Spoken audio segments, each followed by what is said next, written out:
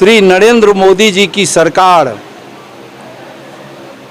ये चाहती है कि कैसे हिंदुस्तान में हिंदू राष्ट्र की व्यवस्था कायम हो। यदि सभी दल के लोग चाहेंगे तो मटेरियल तो है ही नीतीश कुमार। निश्चित रूप से आज देश में जितने लोग राजनीति में हैं उसमें बढ़िया पेम मटेरियल नीतीश कुमार हैं। उनको प्रशासनिक और राजनीतिक अनुभव भी काफ़ी है। अम्बेडकरवादी, देखिए, समाजवाद के पक्षधर रखने वाले लोग अम्बेडकरवादी हैं। अम्बेडकर जी के विचारों से प्रभावित वो लोग समाज को बनाने का सपना देख रहे हैं, वो अम्बेडकरवादी।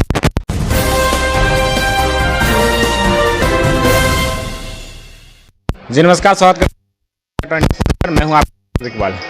और जैसा कि आप जानते हैं 14 अप्रैल यानी कि अम्बेडकर जयंती से लेकर अम्बेडकर परिचय टू डोर बूथ तक पहुंच के जो कार्यकर्ता है, वरिष्ठ है, वो सभी लोग पहुंच हैं और अम्बेडकर परिचय को लेकर काफ़ी संदेश दे।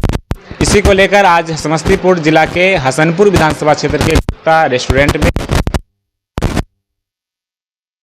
अम्बेडकर का एक कार्यक्रम का आयोजन किया गया। इसको लेकर पूर्व मंत्री रमन बाबू भी आए हुए थे और कई सारे लोग जनप्रतिनिधि, तमाम कार्यकर्ता बात करेंगे कि आखिर अम्बेडकर परिचय क्यों मनाई जाती है। मूल इसका आधार है हमारा संविधान, और उस आधार को लोग समाप्त करना चाहते हैं। मनुवादी विचारधारा के लोग अभी जो हमारी सरकार चल रही है, यानी कि श्री नरेंद्र मोदी जी की सरकार ये चाहती है कि कैसे हिंदुस्तान में हिंदू राष्ट्र की व्यवस्था कायम हो, और हमारा जो संविधान है बाबा साहेब भीमराव अंबेडकर द्वारा रचित, उस संविधान को कैसे नष्ट किया जाए, उसको कैसे कमजोर किया जाए,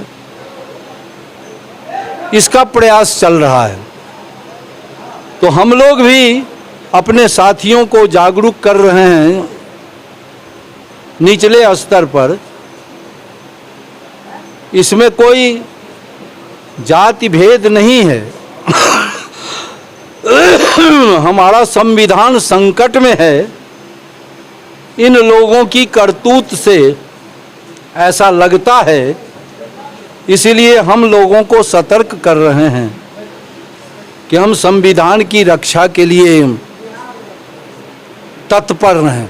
अम्बेडकर परिचर्चा को की तैयारी को लेकर 2024 की तैयारी तो नहीं कर रही है आप महागठबंधन? तो मैंने स्पष्ट कहा आपको, 2024 में अगर उसका बहुमत हो जाएगा तो जाहिर है कि हमारा संविधान संकट में पड़ जाएगा।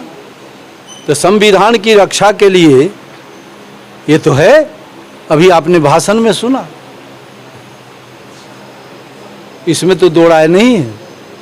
सर, माननीय विधायक तेज प्रताप यादव का क्षेत्र है, आज इस अहम बैठक में अभी सुन लीजिए माननीय विधायक जी के बारे में। वो माननीय विधायक हैं हमारे, और उनका क्षेत्र है, काफ़ी उनकी प्रतिष्ठा है। इस संबंध में हम कुछ नहीं बतावेंगे। क्षेत्र के लोग लालायित रहते हैं? नहीं, वो तो लोगों ने बताया है, और उन्होंने यह भी बताया है कि जल्द ही हम आ रहे हैं, जैसा कि मंडल जी ने अभी बताया। तो इसीलिए उनके संबंध में अभी परिचर्चा के बारे में बात कीजिए। आज की इस बैठक में बड़ी संख्या में आरजेडी के कार्यकर्ता, नेता समेत कई लोग मौजूद हैं। क्या दर्शाता है इस पर चर्चा? यह प्रचार समाज में जो विषमता है, उस विषमता को दूर करने के लिए बाबा साहब का जो संदेश है, जो संविधान के माध्यम से लोगों के बीच जाना चाहिए। आज भी हमारे बहुत सारे लोग हैं जो बाबा साहब के संविधान और बाबा साहब के विचार को नहीं समझते हैं, इसलिए वह जो मिटता जा रहा था उसको जागरूक करने के लिए, गांव-गांव तक बाबा साहेब के संदेश को पहुंचाने के लिए आज का परिचर्चा हुआ है और यह परिचर्चा गांव-गांव तक जाएगा। गांव-गांव के लोग इस परिचर्चा से लाभान्वित होंगे। और सर, किस तरह से आज तैयारी की जा रही है आरजेडी के द्वारा, और आगामी लोकसभा चुनाव को लेकर क्या तैयारी चल रही है? आगामी लोकसभा के लिए तैयारी लोग मन में बैठा लिया है।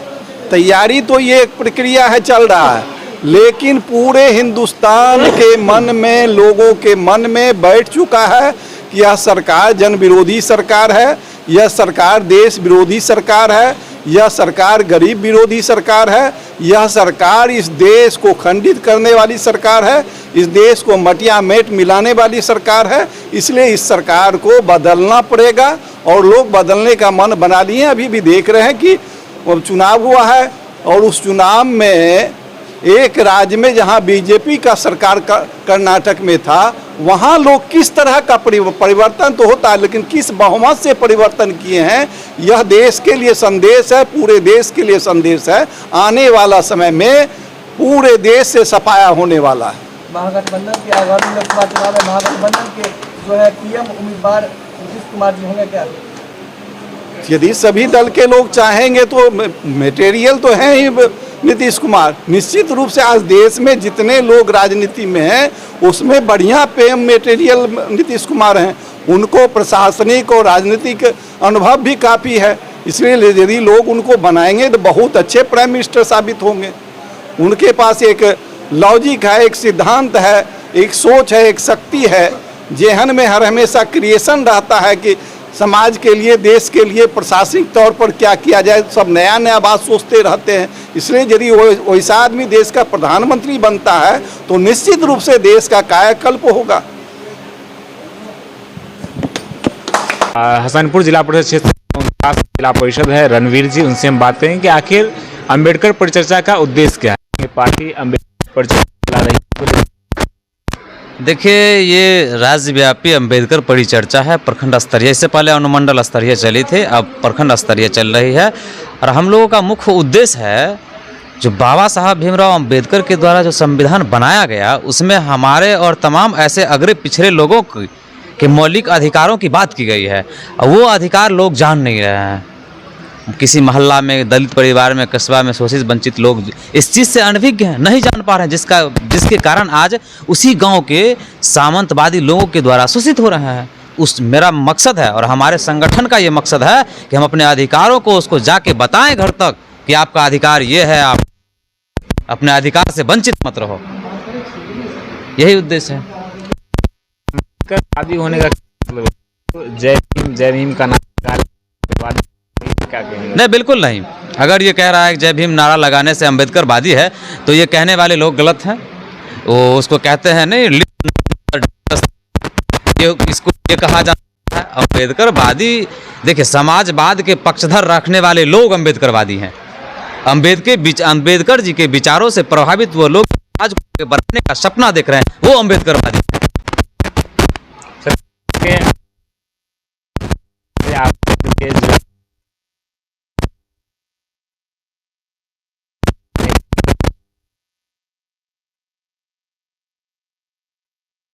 क्या तैयारी है? जी बिल्कुल, काफ़ी नज़दीकी है।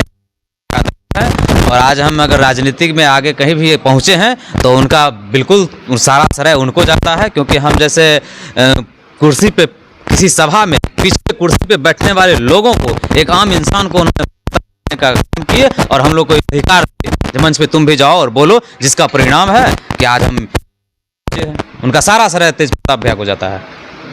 जी, क्या परिचर्चा को लेकर हम संदेश यही देना चाहेंगे, और खास करके मीडिया के लोगों को, आपको, कि अब तो हमें मीडिया पर से भरोसा उठ चुका है, क्योंकि अब ऐसे बिक रही है जैसे दुकान राशन से भी सस्ती कीमत पे मीडिया बिक रही है। तो हम ये कहेंगे कि ईमानदार पत्रकार बनिए और सच को दिखाइए, जनता के बीच का जो हकीकत है वो दिखाइए, जनता के समस्याओं को दिखाइए। ये हम उद्देश्य देना चाहेंगे। और ख़ास करके जो कहता नहीं है कि टीवी चैनलों पे दिखाए जाने वाली हर बात सही है, तो फिर ये भी सही है कि फेयर लवली लगाइए, सुंदर हो जाइए। अंजना कश्यप जी कहती है। पतंजलि खाइए, राष्ट्रपति बनाइए, उसके लिए आर्मी बनने की कोई जरूरत नहीं है। बाबा रामदेव जी यही तो नारा दे रहे हैं अभी। बहुत बहुत शुक्रिया सर। धन्यवाद।